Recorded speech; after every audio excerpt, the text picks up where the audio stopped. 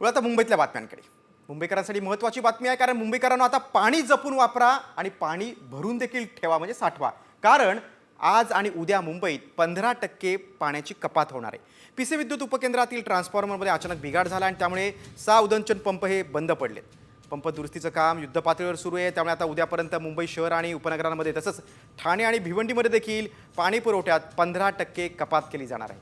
त्यामुळे नागरिकांनी पाणी जपून वापरण्याचं आवाहन आता मुंबई महानगरपालिकेने केलंय। वळू आता मुंबईतल्या बातम्यांकडे। मुंबईकरांसाठी महत्त्वाची बातमी आहे, कारण मुंबईकरांनो आता पाणी जपून वापरा आणि पाणी भरून देखील ठेवा, म्हणजे साठवा।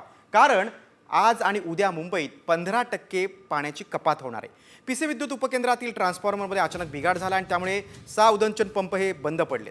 पंप दुरुस्तीचं काम युद्धपातळीवर सुरू आहे, त्यामुळे आता उद्यापर्यंत मुंबई शहर आणि उपनगरांमध्ये तसंच ठाणे आणि भिवंडीमध्ये देखील पाणी पुरवठ्यात 15% कपात केली जाणार आहे। त्यामुळे नागरिकांनी पाणी जपून वापरण्याचं आवाहन आता मुंबई महानगरपालिकेने केलंय।